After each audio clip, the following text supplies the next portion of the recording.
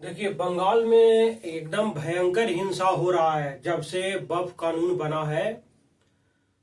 बंगाल के लगभग 4 डिस्ट्रिक्ट में हालात ये हो गए हैं अभी कि वहां पर धारा 144 लगा दिया गया है, कर्फ्यू लगा दिया गया है। माने 300 सोचिए बीएसएफ लगा दिया गया है वहां। जबकि बीएसएफ का काम है कि जितने भी बॉर्डर इलाके हैं किसी पड़ोसी देश से लग रहे हैं वहां पर उसका सेफ्टी करना। जबकि सोचिए अपने पब्लिक के लिए सेना उतार दी है वहां पर। इस तरह के हालात हैं। केंद्र सरकार के द्वारा भी 1600 और सैनिक लगाए गए हैं। साथ में 10 कंपनियां, 5 एक्स्ट्रा कंपनी भी वहां पर अभी रखे हुए हैं सरकार ने। इतने ज्यादा हालात अभी वक्फ कानून के लेकर हो रही है। वक्फ कानून जबकि पूरे देश में इतना ज्यादा बवाल नहीं हो रहा है जितना ज्यादा बंगाल में हो रहा है। जबकि पूरे हिंदुस्तान में वक्फ प्रॉपर्टी को लेकर पूरे मने की मामला है वह उत्तर प्रदेश में ज्यादा है। उत्तर प्रदेश, बिहार में, जम्मू में। लेकिन सबसे ज्यादा जो हिंसा देखने को मिली है वह वेस्ट बंगाल में मिली है। वक्फ कानून क्या है ये आप देखे होंगे कि जब वक्फ जो कानून लाया गया था, वक्फ विधेयक, वह 2 अप्रैल को तो लोकसभा में पास हो गया, 3 अप्रैल को राज्यसभा में पास हुआ और 5 अप्रैल को राष्ट्रपति का वहां पर साइन हो गया, यानी कि कानून बन गया 5 तारीख को रात से ही। उसके बाद से ही पूरे जितने भी मुस्लिम कम्युनिटी है, यानी कि खासकर जो ये वक्फ है सिर्फ एक मुस्लिम कम्युनिटी के लिए है। वक्फ कानून क्या है ये पढ़े होंगे, अभी मैं उसके ब्रीफ में बता भी देता हूं। तो यहाँ पर देखिए बंगाल में है एक डिस्ट्रिक्ट मुर्शिदाबाद, दूसरा नॉर्थ जो मैंने कि 24 परगना है, नॉर्थ 24 परगना, और एक हुगली है और मालदा है। वहां पर घटना हुआ और घटना जब हुआ तो एक तो बाप और बेटे को घसीट घसीट कर पब्लिक ने मारा, समझिए ना। जबकि दोनों हिंदू था, मुस्लिम था भी नहीं। तो जब भी कोई हिंसा होती है तो किसी एक धर्म का उसमें मारा नहीं जाता है, नुकसान एक धर्म का होता नहीं है। बेवजह पब्लिक को वहां पर क्या होती है, मरता है। फायदा किसी को नहीं होता, सिर्फ पॉलिटिशियन को होगा और कुछ जो उससे अपना पेशा बना रखा है कि धंधा करो, पैसा लो और मार कटाई करवाओ। तो उन लोगों के फायदा होगा जो आम नागरिक हैं, जिनको उससे कोई मतलब नहीं है। बहुत सारे इंडिया में हमको तो लगता है 90% पॉपुलेशन को वक्फ बोर्ड क्या है, वक्फ कानून क्या है, इसके बारे में पता भी नहीं होगा। और जो मुस्लिम खासकर पढ़े लिखे होंगे वो तो समझ रहे हैं, उनके ऐसी गुरु भी नहीं है कि जो समझा सके कि भाई वक्फ प्रॉपर्टी में किसको ज्यादा हक मिलता है। इस कानून को जब अमेंडमेंट किया सरकार ने तो इसमें किसको फायदा क्या हो रहा है वह कोई बताने वाला नहीं है। कोई अपना व्हाट्सएप यूनिवर्सिटी पर एक मैसेज लिखा कि इससे मुसलमानों को ये होगा, अल्लाह ने तुम्हारे लिए जन्नत में नहीं भेजेगा, तरह तरह के अपना मैसेज भेजकर विद्रोह कर रहे हैं। जबकि इसमें फायदा ही है मुस्लिमों को ये कानून बनने से। और घटा है क्या वो तो उन्हीं लोग बताए हुए रहता है। ऐसे पूरा देखिएगा तो ये फायदा ही है। 3 लोगों के मरने की अभी तक खबर है, 138 लोग तो अभी घायल बताए चुके हैं और 150 लोग अभी तक गिरफ्तार कर लिए गए हैं। यानी पुलिस के खिलाफ, यानी पुलिस ने कहा, एक जो लड़का को गोली लगा है वहां के डीजीपी से पूछा गया तो उन्होंने कहा पुलिस इस पर गोली नहीं चलवाई है। मैंने इस तरह से अपना पुलिस बच बोल के निकल गई। और एक तो आप लोग जानते हैं कि बांग्लादेश से और इंडिया का रिलेशन बहुत खराब हो रहा है और वहाँ वेस्ट बंगाल है जो उससे कनेक्ट है। तो हो सकता है बाहरी लोग आकर भी इस विद्रोह को और ज्यादा मैंने की हेल्प कर रहे हैं। 12 अप्रैल को त्रिपुरा में देखे होंगे जब भगदड़ मचा इसी कानून को लेकर, तो वहां पर भी लगभग 18 पुलिसकर्मी घायल हो गया था। समझिए ना। ममता बनर्जी बोले कि दंगा मत करवाइए, दंगा मत करो, इससे नुकसान होगा। चूंकि वो वक्फ कानून को लेकर विद्रोह खुद ही कर रही है, वह कर रही है कि राज्य सरकार पर मत थोपिए। जबकि ये संसद के द्वारा कानून पास है तो ये ऑलरेडी है कि पूरे ऑल ओवर इंडिया में ये कानून लागू हो जाएगा। समझिए ना। वक्फ होता क्या है, वक्फ बोर्ड, वो मैं बताता हूँ।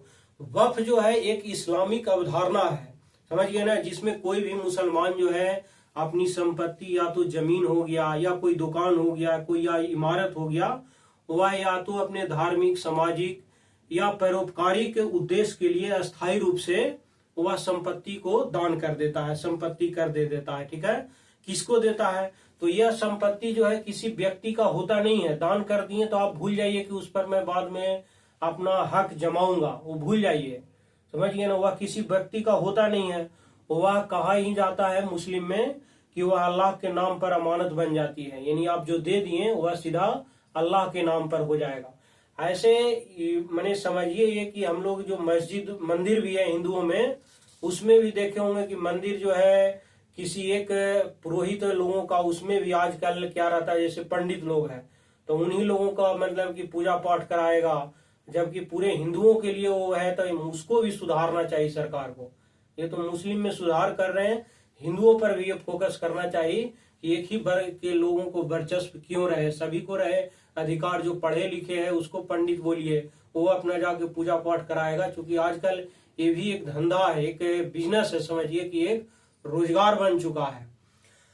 दूसरा, इसमें जो वक्फ है वह वक्फ बोर्ड होता है, समझिए ना। बोर्ड एक हर राज्य में भी होता है, मुस्लिमों का वक्फ बोर्ड होता है, केंद्रीय लेवल पर भी होता है, जिसका केंद्रीय मतलब कि केंद्रीय वक्फ परिषद होता है। इसका मेन काम क्या रहता है वक्फ बोर्ड का?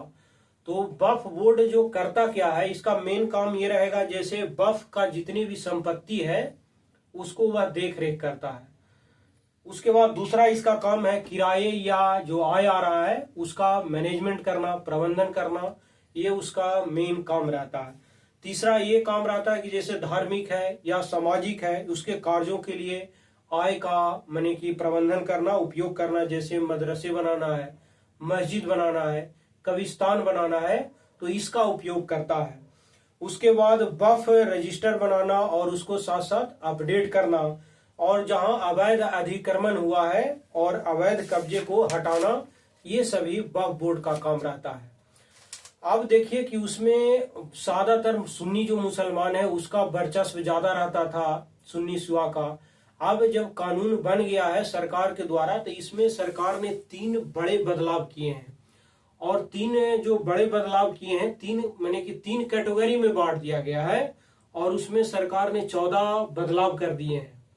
3 कैटेगरी में बांटा है ऐसे ये कि एक को कैटेगरी में रख दिया है वक्फ बोर्ड के स्ट्रक्चर में बदलाव कर दिया है सरकार ने। दूसरे कैटेगरी में वक्फ बोर्ड की प्रॉपर्टी पर नियंत्रण किसका होगा उसके बारे में अलग से एक डिटेल में बताया है सरकार ने।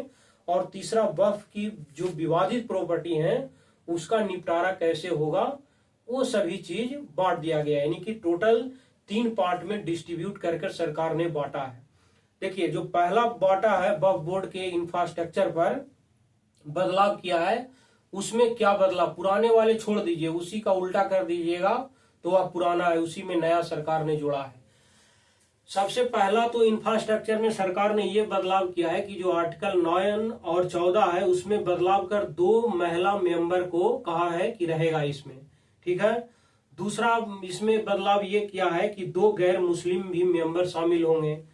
तीसरा, जो शिया सुन्नी होंगे उसके सहित जितने भी पिछड़े पर जो मुस्लिम हैं उनके समुदायों से भी मेंबर इसमें शामिल होंगे। और चौथा, जो बोहरा है और अगर खानी है, ये ज्यादातर मुस्लिम, ये दोनों पिछड़े हुए हैं, इनके भी मुस्लिम समुदायों के लिए अलग वक्फ बोर्ड बनाया जाएगा। चौथा कहा है कि केंद्र सरकार और सेंट्रल जो वक्फ काउंसिल में 3 सांसदों रखे जाएंगे, जिसमें से 2 लोकसभा के सांसद होंगे और 1 राज्यसभा का सांसद होंगे। जरूरी नहीं है कि वह मुस्लिम होंगे, गैर मुस्लिम भी हो सकते हैं। अब तक जो था तीनों मुस्लिम सांसद ही होते थे। फिर दूसरा जो इन्होंने बांटा है वक्फ बोर्ड की प्रॉपर्टी पर नियंत्रण के बारे में, तो इसमें यह कहा है कि जो कैग है या सरकार की तरफ से नियुक्त जो ऑडिट वक्फ प्रॉपर्टी का ऑडिट करेंगे, यानी सरकार की तरफ से कोई नियुक्त ऑडिटर होगा वही इस पर नियंत्रण करेगा या कैग के द्वारा।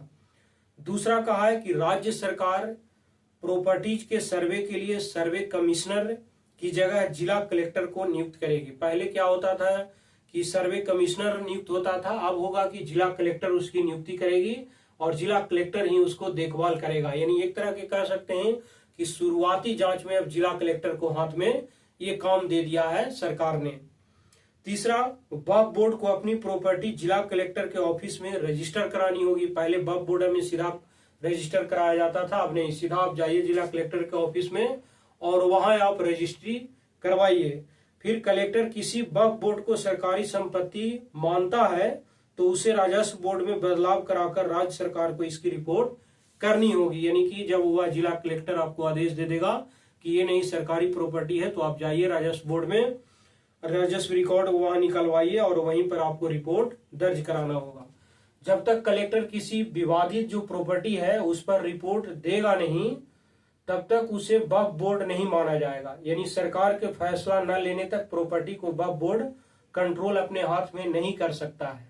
ये सब मेजर प्रॉब्लम है जो दूर कर दिया है सरकार ने, एक अच्छी बात है। इसी तरह हिंदुओं में भी सरकार को करना चाहिए। ऐसा नहीं है कि हिंदू माने पॉपुलेशन ज्यादा है इंडिया में तो सिर्फ मुस्लिम को ही करेंगे। हिंदुओं में भी बहुत सारे मंदिर है उस पर विवादित है, उस पर भी कंट्रोल करना चाहिए। लेकिन तीसरा है जो विवादित प्रॉपर्टी का जो निपटारा कैसे करेगा, तो धारा जो 40 था वह खत्म होगी और इसके तहत वक्फ को किसी संपत्ति को अपनी संपत्ति घोषित करने का अधिकार था। वक्फ ट्रिब्यूनल के फैसले को कोर्ट में चुनौती दी जा सकेगी। अब अभी तक वक्फ ट्रिब्यूनल के फैसले को सिविल, राजस्व या दूसरी अदालतों में चुनौती नहीं दी जा सकती थी, अब दी जा सकती है कोर्ट में। समझ गए। नए कानून के बनने से पहले या बाद में किसी सरकारी संपत्ति को वक्फ की प्रॉपर्टी घोषित किया गया है तो अब वह वक्फ बोर्ड नहीं होगी। इस तरह से सरकार ने 14 महीने की बदलाव किए हैं, बड़े बदलाव, जो सभी अच्छे बदलाव हैं। ये मुस्लिमों को तो ये सब सपोर्ट करना चाहिए। जितने भी जो मुस्लिम के धर्म गुरु हैं अच्छे अच्छे, उनको बतलाना चाहिए कि वक्फ बोर्ड में इनसे क्या क्या फायदे हैं। इससे जो बड़े बड़े जो मुस्लिम में भू माफिया है या बड़े बड़े जो लोग हैं जो जमीन को कंट्रोल किए हैं, उनको इससे नाराज होगा और वही सब ये दंगा फसाद करते रहते हैं। दंगा फसाद में हमेशा जो बेगुनाह होते हैं वही मारे जाते हैं। इसीलिए भाई जहां भी दंगा फसाद हो सतर्क रहिए, क्योंकि कोई भी सरकार अब मैंने पब्लिक के सपोर्ट में ही करेगी, वह खराब थोड़े सोचेगी। और इसमें खराब क्या है या सही क्या है वो तो आपको धर्म गुरुओं को सही बातें में बताना चाहिए। वो पब्लिक को अपने नहीं बता पाता है, इसी कारण इतना ज्यादा भगदड़ मनता है, नेता के चक्कर में फंस जाता है। बाकी अपने आने वाले समय में क्या होता है वो देखिएगा। ऐसे तो एक कानून बन गया है।